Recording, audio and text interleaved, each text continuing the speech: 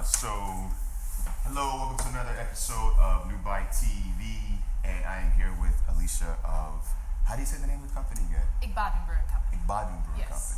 Company. Okay, cool. So I found them on Instagram. I love their beer. I've been ordering it the past couple of weeks. I missed about 2 weeks, but I love it.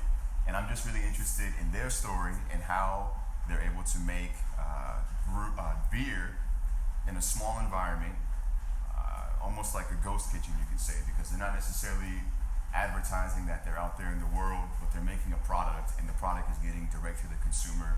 So that's what we're tying into. We're trying to figure out how people, no matter where they are in the world, are able to use the small spaces they have to create products for us to enjoy.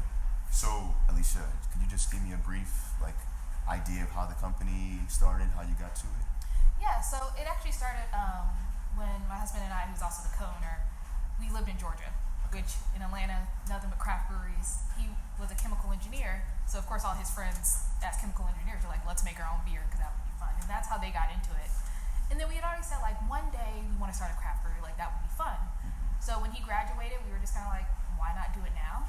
We knew Nigeria really didn't have any craft breweries, or any at all at the time.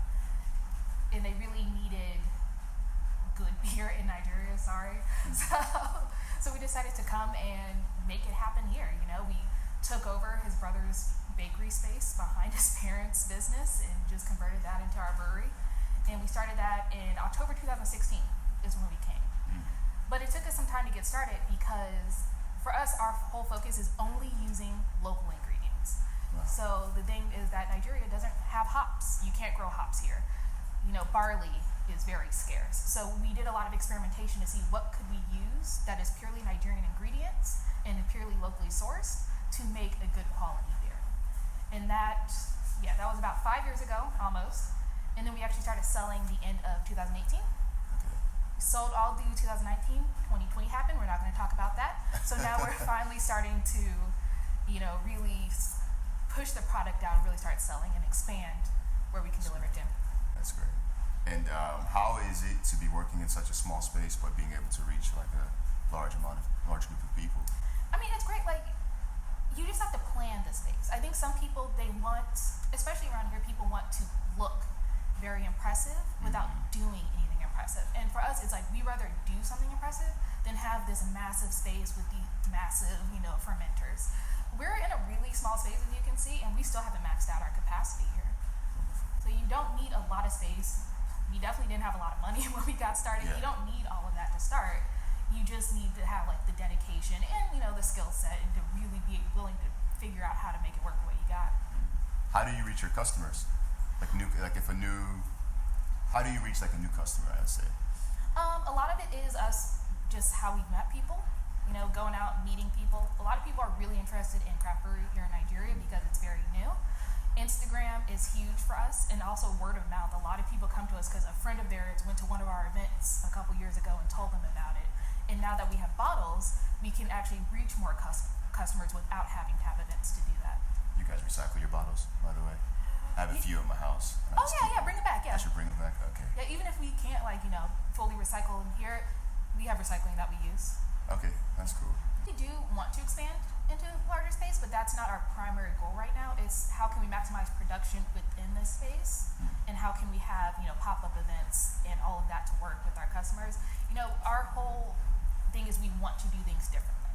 We want to have a mobile draft system so people can have draft beer on the go at different events. So because of that, we aren't confined to have a space because we can take it wherever we need to go. Good. So that is a goal. One day have a giant tap room and all of that. But the way we've set up our business, it's not necessary for us to accomplish our goals. So what channel, what digital channels do you use to help you accomplish your goals? I mean, social media is a major one that we use. As far as marketing, just talking to people, getting to know people, that's also very important to us. We don't want to just be slapping out beers to customers. We actually want to get to know our customers and have them get to know us as well. So that's our primary thing. Those social media channels kind of act like these spiders, spider webs, where they just throw out information, and then one day somebody can just type in something on the internet, and then you never know how they'll come back to your space. It is important though, because especially when you don't have a physical location and people can't come and see and feel the products. It is a good way for people to feel like they're getting to know you and to trust you to place that order. Right. And to trust the product and know that they're going to be taken care of. So when you don't have a physical location, you do need to expose yourself as much as possible on social media. It's a struggle. You're convincing yourself through talking about it. I can hear Oh it. no, I've been convinced. I just don't want to do it. Just don't want to do it. Okay, that's fine. That's fine. Here. How are you making yourself stand out here? Really, the branding Yeah. is a big one. We focused on. We really wanted for example, our bottles. It has an Ankara style print that we created ourselves that reflect the letters in the name of the brewery. It's like small things like that you don't really notice unless you know what it is, but it's really like establishing that brand. Obviously bright, colorful, like enjoyment, fun. You know, we have giant drinking games that we bring to our events. Those things like that help us stand out to be just a little bit different than your typical Heineken event or whatever it is that people have here. How do you convince a customer who is a normal Heineken or a Guinness customer? How do you convince them to come to you? We don't really have to too much because people want to try something different. And we also made a point to create a beer, which is our, I believe it's the Long Holiday, which is kind of more of we say it's our entry level beer. It's like if you're a Heineken drinker, try this, see how you like it, so that it's not too intimidating. Because I think sometimes people hear craft beer and they think it's going to be some wild, like over the top flavor or something. And it's a very approachable beer. That's why our first two beers we came up with are much more approachable. Yeah, definitely. Yeah, so that people can feel comfortable and be like, okay, this is something I can get behind. It's not too far removed from what I already know. It's just a little bit better, hopefully. Would you say your customer base are people who are looking for different types of beer?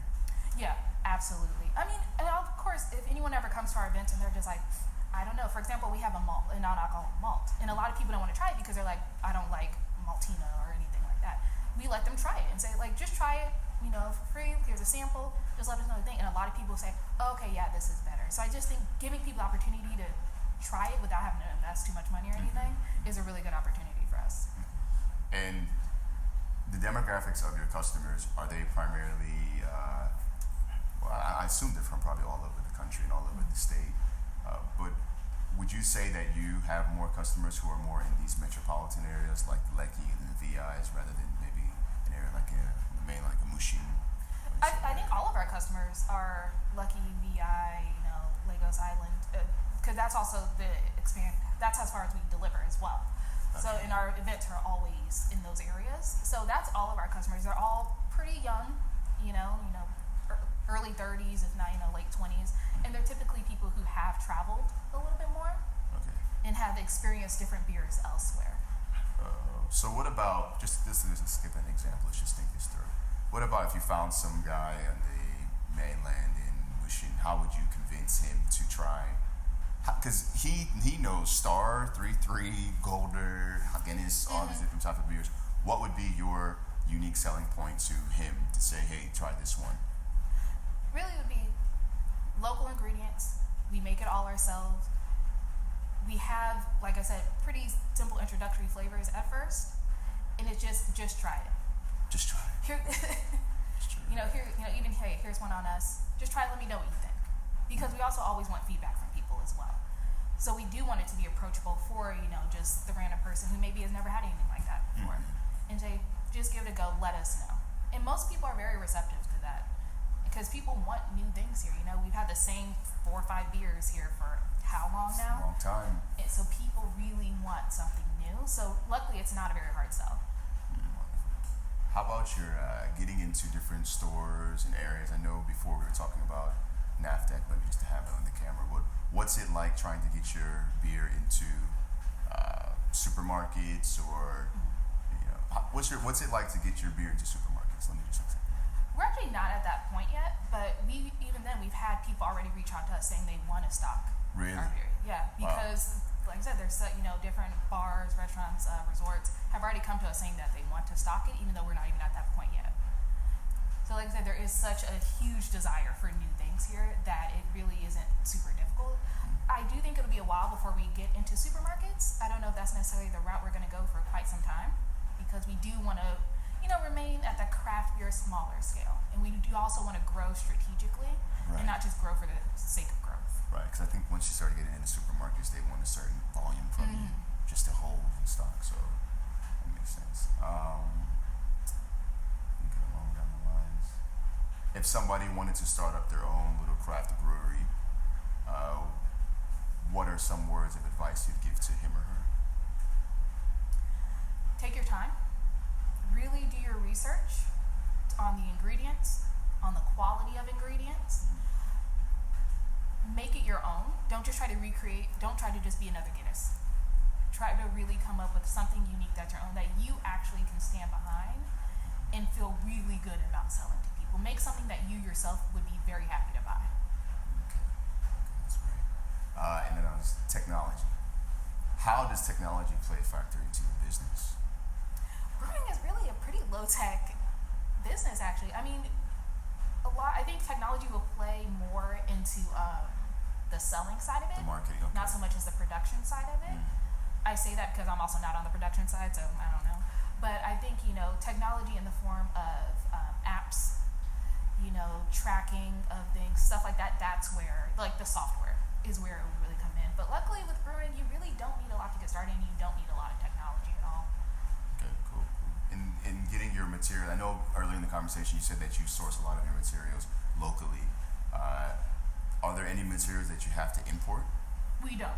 Wow. Well, We refuse to import any ingredients. The only thing is we started off with a few packets of yeast when we first came here, but as you can see behind us, we grow all of our own yeast now. you grow your own yeast now. Just so we don't even have to do that. So yeah, that's part of the brand. We are very dedicated to only using locally sourced ingredients. And if we can't get it locally, then we just figure something else out. Yeah. Because Nigeria has a lot of really good quality ingredients. It's like, why import? There's plenty here that can be used, and for cheaper. So why not? Okay. I think that's maybe it. Do you have anything else that you want to bring out that you want to talk about? No, I think I got it covered. When can we get it in your vending machine? I think the vending machine. I think it'd be great in the vending machine, because I'm thinking like even like in office places, or mostly office places, I can see your beer going into it, because I can support drinking at work. I'm okay with that. Yeah, people drink at work already. It was Friday night. Well, here we just call it quality control. Quality control. Yeah, it's sampling. Yeah. You know, it's not. It's professional. Yeah, that's good. So, yeah, that's all I have for you today. Thank you for the interview. Great. I'm definitely gonna see. Can I buy beer today?